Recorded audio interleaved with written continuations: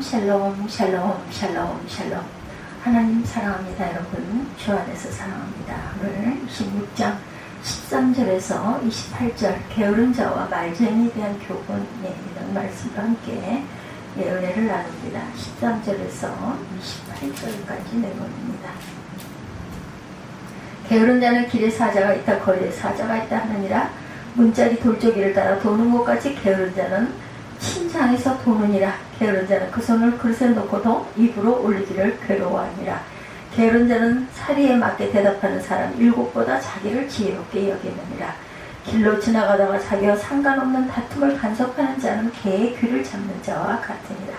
횃불을 던지며 화살을 쏘아서 사람을 죽이는 미친 사람이 있나니 자기 이웃을 속이고 말하기를 내가 희롱하노라 하는 자도 그러하니라. 나무가 닿으면 불이 꺼지고 말쟁이가 없어지면 다툼이 쉬느니라. 숯불 위에 숯을 더하는 것과 타는 불에 나무를 더하는 것 같이 다툼을 좋아하는 자는 시비를 일으키느니라. 남의 말하기를 좋아하는 자의 말은 별식과 같아서 뱃속 깊은 데로 내려가느니라. 온유한 입술에 악한 마음은 낮은 눈을 입힌 톡이니라. 원수는 입술로는 꾸미고 속으로는 속임을 푼다니 그 말이 좋을지라도 믿지 말 것은 그 마음에 7가지 가증한 것이 있습니다. 속임으로 그 미움을 감출지라도 그의 악이 회중 앞에 드러나느니라. 함정을 파는 자는 그것에 빠질 것이요 돌을 굴리는 자는 돌이요 그것에 치이리라. 거짓말하는 자는 자기가 해한 죄를 미워하고 아첨하는 입은 패망을 일으키느니라. 13절에서 18절을 한번 읽고 갑니다. 오늘은 게으른 자 말쟁이 한번 살펴보죠. 성경은 인간의 게으름에 대해서 책망하고 있습니다. 잠언 6장 6절에도 게으른 자여 개미에게로 가서 하는 것을 보고 지혜를 얻으라 이렇게 말씀하죠. 마태복음 25장 26절에는 한 달란트를 받아 그것을 땅에 묻어두었던 종이 말하기를 악하고 게으른 종이다 이렇게 책망합니다. 그 종에게. 성경은 게으른 것을 악한 것이다 이렇게 말한 거예요. 게으르면 죄를 범하기 쉽습니다. 다윗이 범죄하게 된 것도 어떻게 보면 게으름을 피우다가 범죄를 하게 되죠. 저녁 때까지 잠을 잤다 이렇게 나오죠. 3일 11장 1절에 침상에서 일어나 지붕 위를 거닐었다. 한가하게 시간이 많았다라는 뜻이에요. 게으른 자에 대해서 에베소 4장 26절에도 게으르면 도둑질하게 된다고 말하고 있어요. 그러므로 내 손으로 남에게 줄 것이 있도록 수고하라고 권합니다. 땀을 흘리지 않고 먹으려고 해서는 안 되죠. 그건 악한 일이다. 그래서 그런 사람을 가리켜 불암당이다 이런 요구를 하는 거죠. 오늘 26장 13절에도 그런 말을 하고 있습니다. 게으른 자는 길에 사자가 있다 거리에 사자가 있다 하느니라. 무슨 말이에요? 핑계가 많다는 길에 사자가 있고 거리에 사자가 있기 때문에 나는 나갈 수 없다 이런 뜻이겠죠. 말하기 싫은 것이 아니라 지금 사자가 밖에 있으면 어떻게 나가겠느냐. 일하기 싫은 것이 아니라 나는 사자 때문에 못 나가. 핑계를 대죠. 그래서 일하지 못한다는 것. 승리한 사람은 말이 없습니다. 패배한 사람들은 이유가 많습니다. 매사가 부정적입니다. 다른 사람 탓을 하고 핑계를 댄다. 14절에 문짝이 돌조기를 따라 도는 것 같이 게으른 자는 침상에서 구르느니라. 도무지 일할 생각을 하지 않아요. 잠언 22장 13절 그리고 13장 4절 15장 19절 19장 15절 20장 4절 21장 25절에서 26절 24장 30절에서 34절 게으른 사람, 일하지 않는 사람에 대한 예가 이렇게 나와 있습니다. 해는 이미 돋은 지 오래인데 벌써 나가 무엇을 해도 이래야 좋을 때인데 여전히 침상에 누워서 문짝이 돌조기를 따라 돌듯이 그저 좀 더 눕자 좀 더 자자 한다라는 거죠. 아마 게으른 사람들이 실제로 두려워하는 것은 사자가 아니라 꼭 해야 할 일과 수고가 싫은 거겠죠.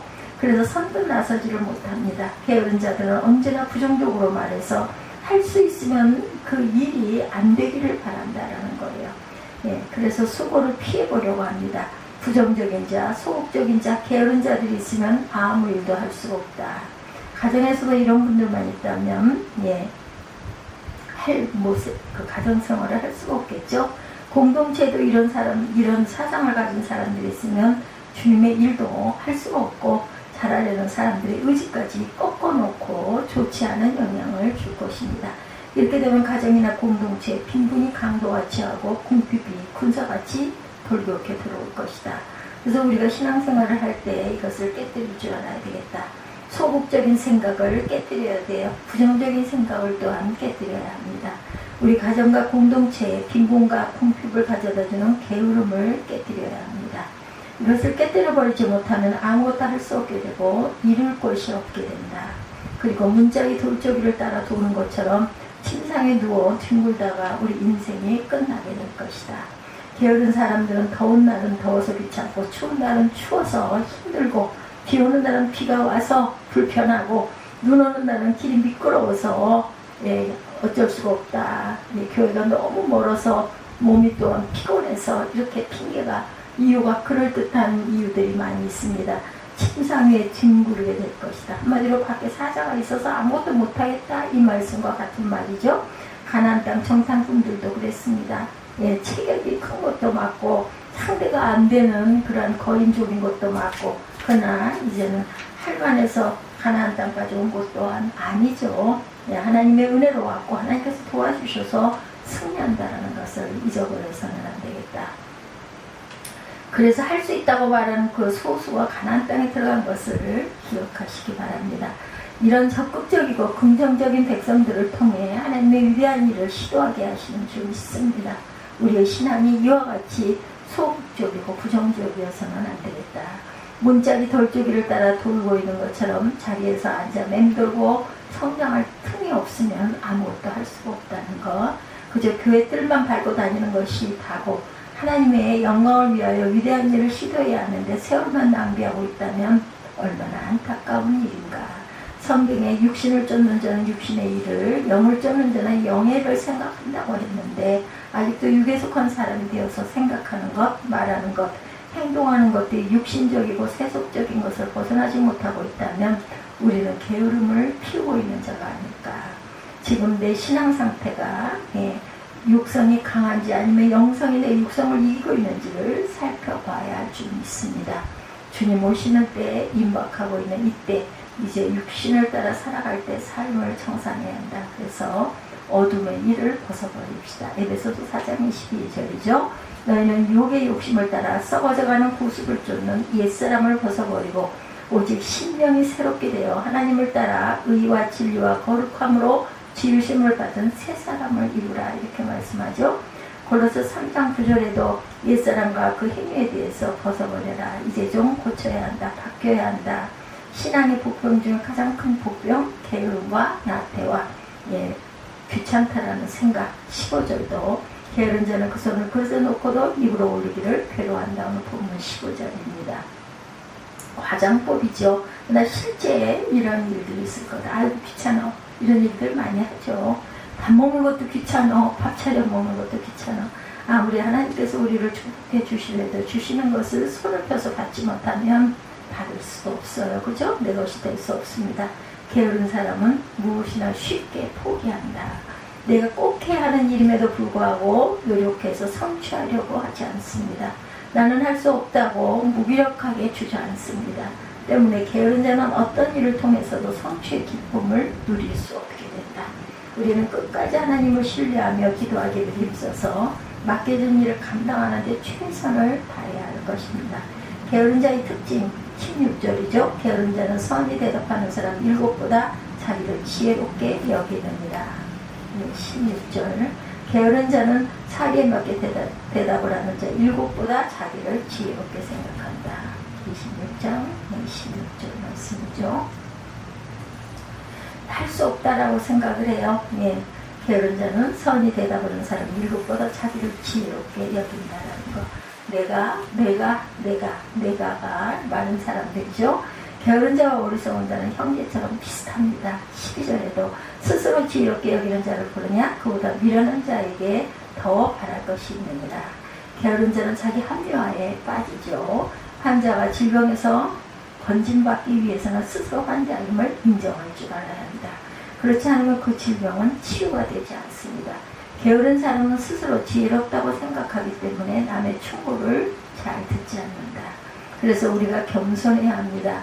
바울이 말하죠. 빌립보서 3장 12절에 수많은 일을 한 사람 얻었다고 생각하지 아니했어요. 무엇을 이루었다고도 생각하지 않습니다.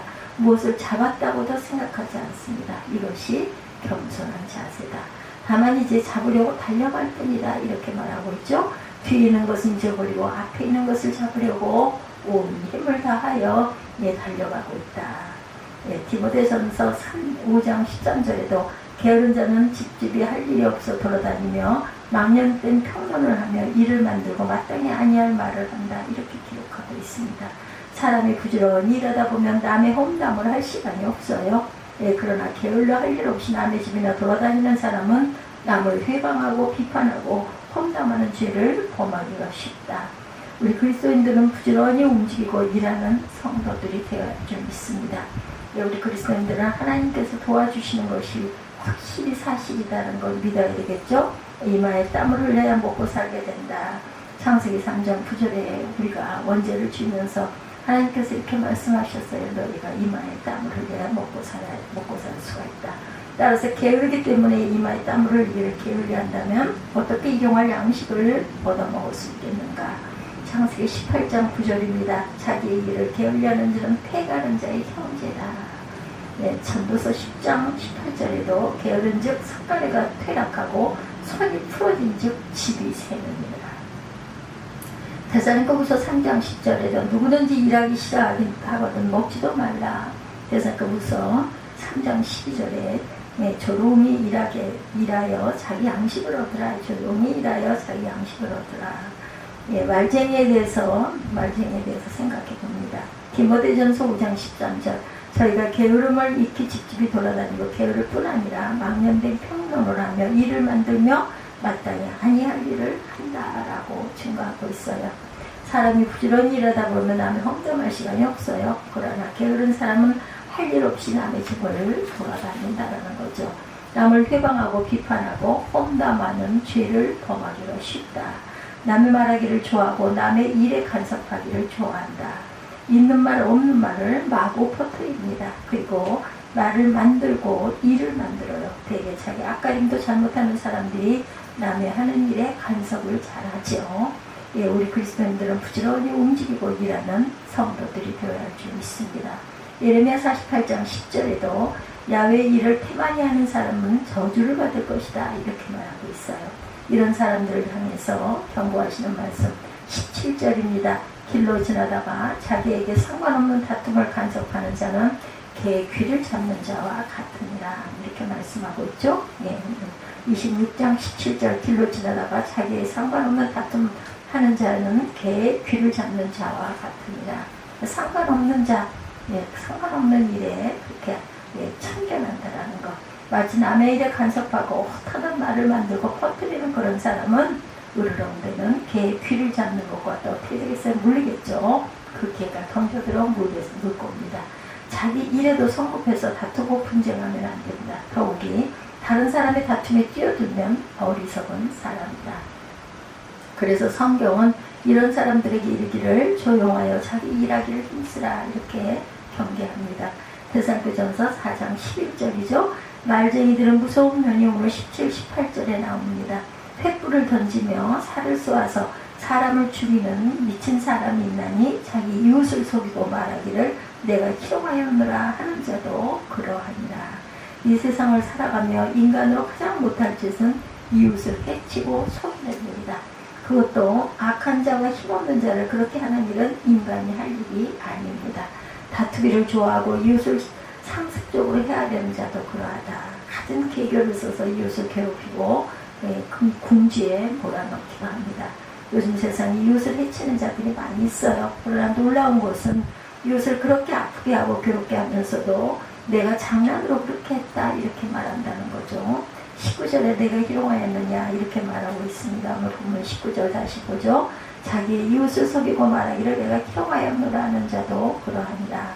나무가 닿으면 불이 꺼지고 말쟁이가 없어지면 다툼도 쉰다. 산이나 들에 가서 함부로 돌팔 매질을 해서는 안 됩니다. 장난삼아 그렇게 해서 다치죠. 나는 장난삼아 던지지만 돌에 맞아 죽는 짐승은 어떨 것인가. 그러나 다툼이 쉬려면 우리가 어떻게 할까.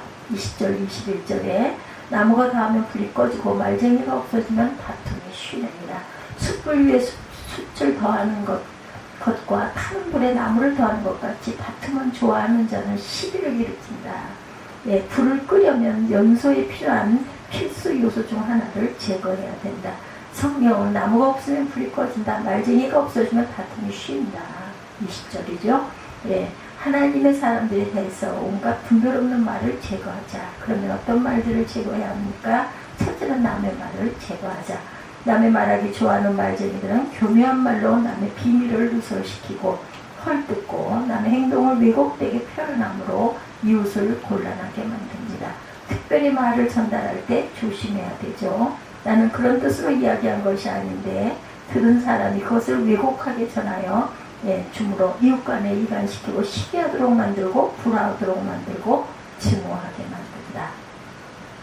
이런 말을 하는 사람이 말쟁이죠. 남의 말은 펼칠 것 같지만 그래도 조심하자. 둘째는 위선적인 말도 조심해야 한다. 23절입니다. 온유한 입술에 약한 마음은 낮은 은을 입힌 독이다라고 말하죠. 23절에 겉으로는 온유한 말을 하고 있지만 마음은 악을 품고 있다는 거예요. 23절 온유한 입술에 악한 마음은 낮은 은을 입힌 독이 아니라 온유한 입술에 악한 마음을 먹어서는 안 되죠. 원수는 입술로는 꾸미고 속으로는 속임을 품는다. 그 말이 좋을지라도 믿지 말 것은 그 마음에 7가지 가증한 것이 있기 때문이다. 속임으로 그 미움을 감출지라도 그의 악이 회중 앞에서 드러납니다. 함정을 파는 자는 그것에 빠질 것이요 돌을 굴리는 자는 도리어 그것에 치리라. 거짓말하는 자는 자기가 대한 자를 미워하고 아첨하는 입은 패망을 일으킨다. 마지막 28절에 이렇게 말씀하고 있습니다. 계율로 감정을 감출지라도 악인이 그 악이 회중 앞에 드러난다. 여기서 감정 있는 자는 증오심을 품은 자를 말합니다. 그런 사람들은 듣기 좋은 말을 꾸며 말하지만 그 마음속에 해를 끼치지 않은 악한 생각으로 가득 차 있기 때문에 믿지 말아라. 7가지 가증한 것이란 말은 가증된 생각으로 가득 차 있는 상태를 말합니다. 사람들은 속에 있는 가증한 것을 감추려고 아름다운 말을 하지만 결국은 그 본심이 탄로날 때가 있는 것이다. 우리는 사단의 하수인이 되지 말아야 한다. 그리고 사단의 하수인에게 속지도 말아야 할 것이다. 넷째, 함정을 파는 말 27절이죠. 함정을 파는 자는 그것에 빠질 것이요 돌을 굴리는 자는 도리어 그것에 치리라. 남을 넘어뜨리기 위해서 함정을 파는 자와 남을 넘어지게 하기 위해서 돌을 굴리는 자는 이중의 형벌을 받아야 할 것이다. 악을 위해 수고하는 자신의 양심의 심판을 견뎌내야 할 것이고 남을 해치려고 했으니 자신도 멸망을 반드시 당하게 될 것이라는 거예요. 가룟 유다는 예수님을 편죄 때문에 양심의 심판을 견디지 못하고 목을 매달아 죽습니다. 그리고 그는 저주받은 자의 대명사가 되고 말죠. 힘들게 덫을 설치해놓고 돌을 굴리고도 도리어 자신이 덫에 걸리고 만다 경고가 있습니다. 모르드게와 이스라엘을 주저하던 하만이 그러했죠. 그 에스더 7장 10절이죠. 다니엘을 해야되던 대적들이 그렇습니다. 다니엘 6장 24절에서 28절에 증거합니다. 다윗을 해치려던 사울이 그러했고 그의 대적들이 그렇게 당하죠. 남에게 악을 행한 일이 도리어 자신의 인생을 망치게 된다. 다섯째는 아첨과 중상하는 말. 26절에 거짓말하는 자는 자기 해한 자를 미워하고 거짓말로 남을 중상하는 자는 그를 미워하기를 그치지 않는다는 말이죠. 중상은 없는 것을 있는 것처럼 말하는 허구인데 숨어서 말하는 것이기 때문에 비겁성도 동시에 가지고 있습니다. 거짓을 말하는 허구성과 비겁성은 모두 사단의 속성을 의미한다는 것을 잊지 마십시다. 28절 하반절에 아첨하는 힘은 패망을 일으키느니라. 아첨하는 말은 상대방과 자신을 함께 망하게 하는 말이다. 아첨하는 말을 좋아하면 스스로 교만해져서 부패하게 된다. 그리고 아첨하는 자는 사람을 미혹하는 간교성이 있기 때문에 진실의 반열에 설 수가 없게 된다. 그러나 중상모략을 쉽게 분별되지만 아첨의 말은 분간하기가 어렵기 때문에 더욱 조심하고 경우에 합당한 말을 하는 지혜로운 저와 여러분들이 되셔야 할 줄 믿습니다. 부디 저와 여러분이 게으르지 말고 열심을 품어서 주님을 섬기고 사회에 나가서도 부지런히 일하여 앞서가는 자가 되시기를 주님의 이름으로 축복합니다. 말쟁이가 되지 않기를 기도하십시다. 말쟁이가 없어지면 다툼은 쉰다라는 것을 잊지 않는 저와 여러분들이 되시기를 주님의 이름으로 축복합니다.